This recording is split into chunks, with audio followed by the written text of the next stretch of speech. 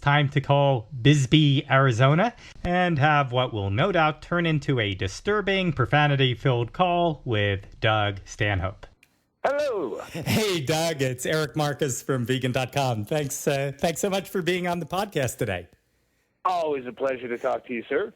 Well, always a pleasure to talk to you. And this could go catastrophically wrong. So I'm just really excited to see what's going to happen. I know the last time you did a podcast was a couple of weeks ago, and you were, if I'm not mistaken, drunk and on Ambien at the same time. Oh, wow. I don't even remember that one. Wasn't it with your comedian friend, Tom, just a couple of weeks ago? You don't remember doing that? Wait, with Tom Rhodes? Yeah, like a couple of weeks ago. There was a podcast. It was over the phone, or it wasn't a video? I thought it was in person. Anyway, he put it on the web, but apparently you were drunk and on Ambien. And the interesting thing is that I know people who've I've seen while drunk and on Ambien, and they talk in this very distinctive way, and you were talking in that way. So you know how stoners have that sort of low, infuriating, slow laugh, that thing happening. Yeah. People on Ambien have something similarly distinctive going on. So anyway. Yeah, my manager's actually, I've gone to bed on Ambien and then got up and had completely normal, rational, succinct conversations, details where I didn't seem messed up at all, and I had absolutely no recollection of it. Well, so I think I've caught you a little too early in the afternoon to be on bad behavior. So I'm nevertheless interested to see. Yes, I'm alert. Over. What the hell happened? Stew on the stove. Very homey. Yeah, that sounds very homey. I know you're between sets of tour dates right now, so I'm really grateful that you could be taking some time to talk to me. Well, I'd love to get into a couple of things. I know that you are a longtime libertarian, and in fact, you came really close a couple years back to throwing your hat in the ring as a possible Libertarian Party presidential candidate. Yeah, that was about the worst decision I've ever made. That turned into the most unfun project ever. And it was just too confusing. There's so much bullshit involved in any kind of political run that I just didn't have the team for. I didn't have the head for it. Well, I think you'd have to be psychotic to even run for mayor of a small town, let alone take on the Federal Election Commission and deal with their 1,001 ways to get in trouble. Yeah, exactly. You get six-figure fines for one, screw up in your paperwork. And I screw up way too much in a day to ever take those kind of risks. So how immersed are you in libertarian culture? I assume that I like just as the general public pretty much assumes, and very wrongfully, that just about every vegan out there must be a card-carrying PETA member with pretty much the exact same agenda and exact same worldview. I would assume that libertarians are very much lumped into the same sort of one-size-fits-all boat as by the general public. Do you find yourself stereotyped? Well, it seems like the people that show up for the functions, the large portion of them are the card-carrying PETA members of the Libertarian Party. I mean, the hardcore, the gun, bumper stickers, and just really the people who are the crazy Christian right. Have the Constitution in their pocket at all times, and that's all they want to talk about. Like, I'm not involved in the libertarians on any social level. I believe, in that form of government, but I don't hang around and don't necessarily want to discuss it all the time at some dingy lunch counter in Michigan with some bearded man in dicky overalls. My feeling is that you get this huge swath of libertarians who must jerk off to photographs of Ayn Rand while pounding yet another Ron Paul for president sign into their front lawn. But again, I guess I'm just stereotyping. But what do you think it is? But again, again your example of PETA with vegans. If you don't eat meat, well, that's great. But if you make it your vocal lifestyle as to be a vegan, then you're a dullard. It's like gay people who talk about being gay all the time. Or all right, so that's your sexual preference. But when you have nothing else as an individual to promote about yourself, then you're kind of fucking dull. And I feel the same way about the Libertarian Party. Okay, good. Yes, we want limited government, but in the meantime, can we just watch the game and drink beer? No, you can't, because the person wants to just talk about what their one core identity feature is. And it very much boils down to whether it's libertarian or homosexual or Jewish or vegan. It's like the people who don't have any lives just latch on to this one fucking thing. And that have no visible identity otherwise. Just infuriating stuff. But I know that one of the great things about you and the comedy work you do is I've actually been, as I mentioned, I've been to 3 of your shows over the past year, and they're about an hour long a pop, and you repeated just about zero material in those 3 shows. I mean, it was just astonishing how much new material you're continually churning out. Yeah, it's probably to a fault, though. I guess especially in this YouTube era where if you have new stuff and some douchebag in the back of the room is videotaping it on his cell phone and puts it on YouTube, all of a sudden you don't have new stuff anymore. People are deciding when you put out a new album, not you. Yeah. I mean, in the old days, I mean, I remember Richard Pryor complaining that he would go on tour and people knew his act. Well, he'd had released a record 6 months ago. Of course they knew his act. He was the one to release his record. Those days are long behind us. Yeah. No, I get paranoid that everybody's heard everything I've written. So I do write a lot, but it's probably at the expense of really fleshing out the ideas that I was working on before and getting them to a point where they're.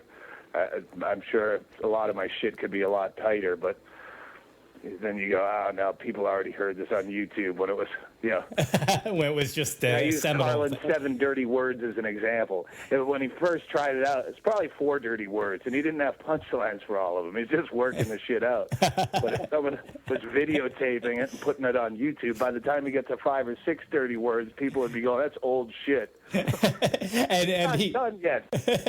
And he's fucked, even though that's not yet part of the 7 dirty words. So Exactly.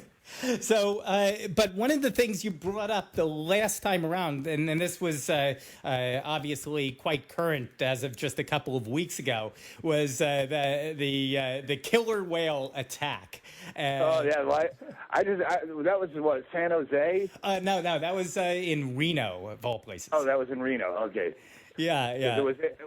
It was in Chicago where some woman had not really berated me, but a passive-aggressive dressing down.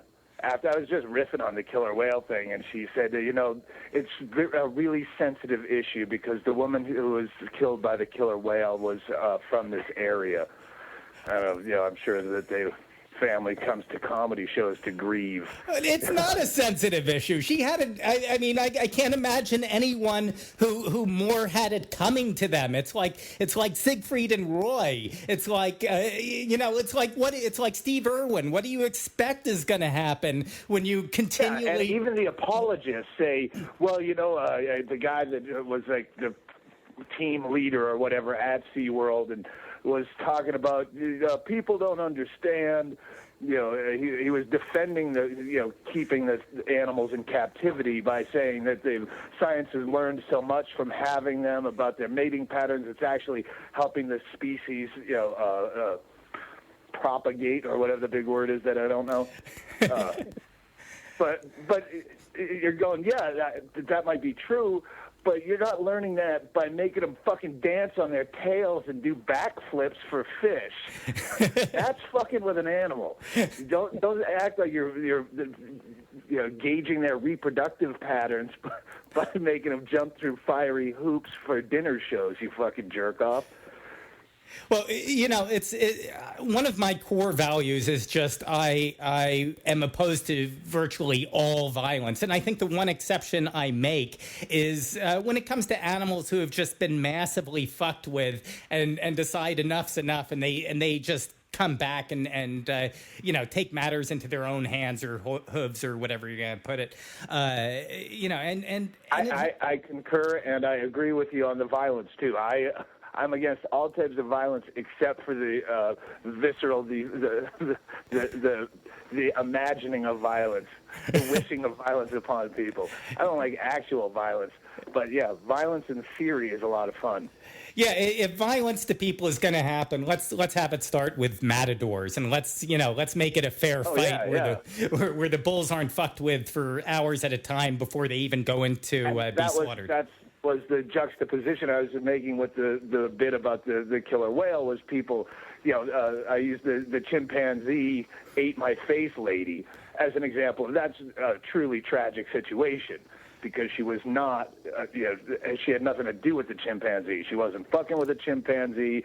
She lived next to a lady who was crazy enough to have a chimpanzee, and someone said right turn Clyde at the wrong time, and the thing ate her face, and it's a truly horrible thing. But when you're making a living dressing up like a killer whale and fucking with a killer whale and depriving of any other food source other than your stack of fish that you have to do tricks for. There's no baby seals in those pools for the killer whale to eat if he doesn't want to do tricks. and it's hilarious. And here's a hint. If you're going to be that person, don't have a ponytail. Don't have a ponytail. What the hell? Well, yeah, I guess in the jaws of a killer whale, you could pretty much have your head shaved or an afro.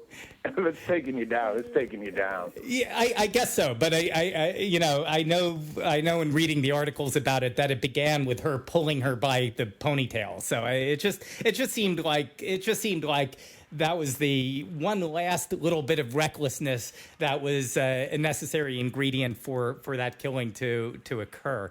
I made the analogy that it would be the same as if I went to Darfur and rounded up a bunch of starving children and withheld them their only source of food and brought them out, and I did a dinner show every night where I drug a wiener on a string and made the little kids have to jump through burning hoops to get the wiener, and then everyone applauds. If the kids snapped and ate my face, I think that I would be well deserved. Well, what do you think it is about people that that you have things like the killer chimp and the whale going after the trainer, and you have idiots like Siegfried and Roy? It's just a matter of time where it seems like the Steve Irwins and Siegfried and Roys of the world eventually pay the ultimate price. Yeah, no, and that's fantastic.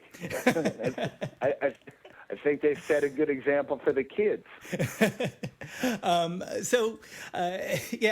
It's just hard to believe. I mean, I think in one of the most surprising things that I've gotten out of doing my work, because I've written a few books on veganism and animal ag, and that entailed a lot of library research, a lot of ag library research, and every cow that produces milk eventually gets sent to slaughter when she's no longer producing sufficient quantities.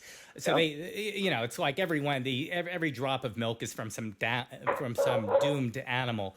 But one of the things that I learned that's rather obscure in over the course of my research was that a few percent of dairy cows do not go to slaughter because their milk production has dropped. They go to slaughter because they've gotten fed up and they start throwing kicks at whoever it is trying to milk them or bring them into the milking parlor. And there's probably nothing more murderous from the animal kingdom than a 2,000-pound dairy cow trying to put a hoof through your forehead. So it's just you keep seeing again and again that animals can only be fucked with so much, and sooner or later they come fighting back. Even a genetically placid animal like a dairy cow has a level beyond which she won't go. And I don't know. That's just her pin drop when Tommy stopped and locked the door. wait, I don't know that reference. Coward of the county. He hit his threshold of bullshit, just like your cow. I've always tried to get any PETA person to answer me on 2 points. A would be crab lice, and 2 is donkey shows. Well, I don't think that. At what point is it cruelty? At what point is it, hey, that's a really nice thing to do to a donkey? you don't. It's funny because you don't see the donkeys complain over this, and not that, and the disturbing thing about it, if you sort of have an animal protection perspective, is to say that, hey, this wouldn't be a horrible thing. This suddenly, this isn't up there with out and out abuse. Suddenly, it makes it sound as though I look at a drug sniffing dog as abuse. A dog shouldn't have to have a fucking job. He's a dog. I'd be so bummed out if I wanted to play frisbee with my dog and he had to go to work. Sorry, I got a job. But that's abusive. But if I see a donkey mount some passionate Latina girl, I don't really feel bad for the donkey.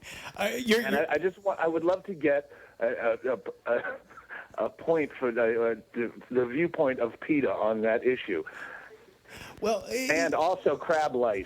Doug at DougStanhope.com is my email. If you're PETA members out there, tell me what you do if you get crab lice, and is it wrong to accept a donkey into your most tender regions?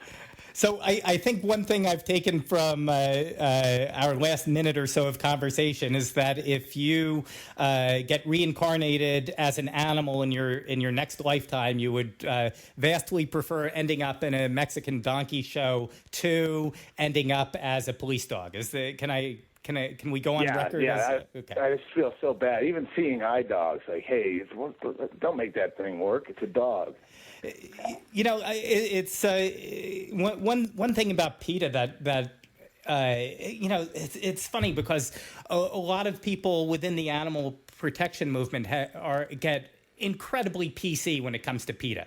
And they're like, oh, you're exploiting women by having these women come out in bikinis to promote animal protection.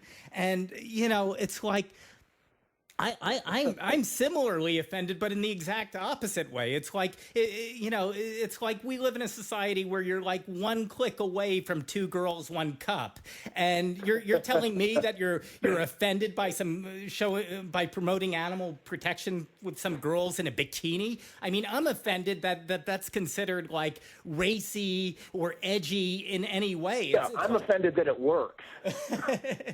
Like that. Sex is so considered, that taboo still that a woman in a bikini could get anyone's attention. They have to get fucking jobs is what they should have to do, but everyone's sitting around thinking with their dick, all worried about, I gotta get laid. Oh God, she's hot. You just dumped a load before you walked out of the house every morning. Just jerk off to porn. Walk out the door empty. You'll never be. I'm the stuttering wreck. I need a drink. I need a cocktail. Well, you're basically saying it's a wanking off is a great inoculation to getting jerked around by and manipulated by. Yeah, sex is a product that's being, sold to us, and it's not that big a deal. It's just fucking just get it out of your system, and then they won't be able to sell you anything with bikinis, be it Pepsi products or a car or animal rights or anything. The fact that pussy is being held up on such a pedestal is such a fantastic fucking item that you should strive for. It's pretty much all the same. Yeah, well, especially B-list bikini-clad celebrities. I mean, the fact that anyone would change their worldview based on any of that is it's just sad. It's just sad. It's like Sarah Palin, useless, sad. Isn't it scary that people actually give credibility to people like Sarah Palin and Glenn Beck? It would be even like Rush Limbaugh is kind of considered a goof, but when people take them seriously, like as a politician, it's embarrassing. Well, we're just in a culture that God, it's like 70-80% of the people out there, whether they are just middle America or whether they're vegan or they're libertarian or whatever the hell they are, 70 or 80% of the people out there just don't have a clue and have no basis to evaluate anything. And, it's like whatever specialty you gravitate into, whether it's comedy or veganism, you just see how the masses just grab onto the lamest centrist bullshit, which is, exactly like why Dane Cook, can fill vast concert halls and somebody like you goes to a bar in Reno with like 120 people showing up. It's just sad. It's pathetic. And, I see the same thing in my world. It's like, it's like the top selling vegan books are generally by people who just manipulate the facts and don't give a fuck and just trot out this mediocre new agey, poorly researched, poorly argued bullshit, and that's what sells. And it's just like, at some point, you get into your 40s, and I guess you just accept it. You just throw up your hands and realize that if you do quality, I'm getting to that point. You do quality work, nobody's going to be paying attention except like this really finite group of people who have a head on your shoulders, and you have to make a decision. Do you go after the small group of smart people, and do you want those people to be your audience, or do you go after the people who think Dane Cook is funny? Yeah, no, I've obviously made my choice. Oh, you seem relatively happy with it. Yeah, no, I'm very content. I don't know that I'd want to be any bigger. So right now I have a perfect life.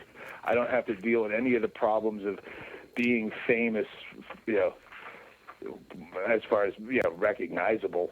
People don't know who I am when I'm walking down the street. So, yeah, and I make a decent living, and I say whatever the fuck I want. And I might not have a vast fan base, but they're tenacious. Yeah, they will drive a long way to go see you, and it's worth every penny. It's one of the things that you said in your last show, and you saw, and you also said pretty much in your interview with Tom Rhodes, you said, "I think I've hit my wall." And again, I'm quoting here.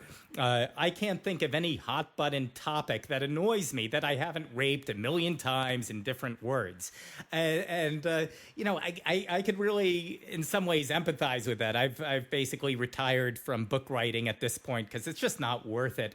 And at this point, I just spew random blog entries on vegan.com every day. I mean, what I do is carefully written and thought through, but I very much feel the same way that you reach a point where you just have to if what you've Yeah, done you in feel like a broken record after a while. Like, I'm just saying the same shit.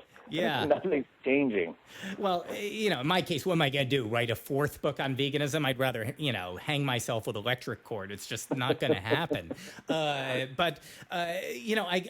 guess, for somebody like you, you're saying that, you're running out of the big topics. You've done abortion, and you've done, Suicide and Sarah Palin and so forth. I mean, how many times can you bring these things up? But so I guess in all seriousness, where do you go from here? Obviously, you have every intention of continuing with comedy, and how do you intend to resolve a situation where I think there are comedians who'd be really happy to just memorize your shit and go out there and repeat it verbatim for the next 5 years. I know you'd go out of your mind. Yeah, maybe I should franchise it out like Gallagher did. Where he had his brother went out as Gallagher 2. I don't know if you remember that. I think I have repressed that. No, the key is just to do more shit, to more new experiences. Because I'm not going to get any new opinions at this age.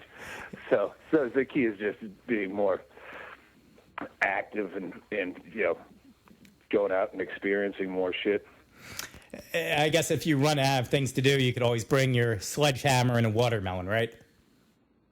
Yeah, I got a buddy in a Brazilian prison that I want to go visit. And he hates to think, wow, I'm just doing this for the material. Okay, so this is something I've never heard from you before. You actually do have a buddy in a Brazilian prison. How did this happen? What the hell did he do? Oh, he was selling drugs or smuggling drugs. We don't know all the details. How long has he been behind bars? I guess it's been a little over a year. So we were supposed to go down and visit him. He was living in Colombia. We were going to go down last January just to hang out, and we ended up going to Costa Rica instead because our friends were getting married. So it was shortly after that he got busted somewhere in the Amazon in a boat. With what we'll find out. We'll find out when he gets out. But yeah, that's it's not a big story. It's just it's one of those things that you look for. Where you go, all right, what's weird that's going on around me? Because I need to write about something. I'm spending way too much time getting fat and watching fucking Dr. Drew, Celebrity Rehab, and Hoarders episodes. There's not a lot of comedy. Not a lot of greatness that's going to come out of watching a marathon of Hoarders. Do you ever watch Cheaters? No, but we just saw a Cheaters van in Sierra Vista. We went into town today to do some shopping at Target, and there was this van. It was all painted, Cheaters.net, like they were advertising. I don't know if they were tracking someone down, but yeah. Oh, Cheaters is awesome, man. Cheaters is up there with like The Wire and The Shield as the best show ever on television because that makes me too angry. I mean, you've got this host that is just so incredibly disingenuous. It's like what the premise of the show is the girl suspects the guy's cheating. I know the show. It just makes me too angry to watch it. That guy's such a douche. Yeah. I mean, he's up there with like Chris Hansen as just like a thoroughly despicable, disingenuous host who basically, should be the first person against the wall in any sort of revolution. So, did you see where the one who gets stabbed? I hope so, but the one who gets stabbed, you could masturbate to it. I did not know about that, but I mean, it's just a thoroughly detestable person. But anyway, so you're going out on the road soon enough and doing a bunch more dates? Yeah, right? we head out. I guess on the 8th, I start in Manhattan, Kansas, and then Cincinnati, and then down through Texas in a couple of weeks. Hit all the major cities in Texas. Yeah, I'll be on the road mostly till summer. And what are the stops that really stand out for you? Obviously, Manhattan, Kansas is really one of the finest cities in the world, correct? I've been before. You know, a lot of those towns where they don't get a lot of entertainment are the most fun you'll have on the road.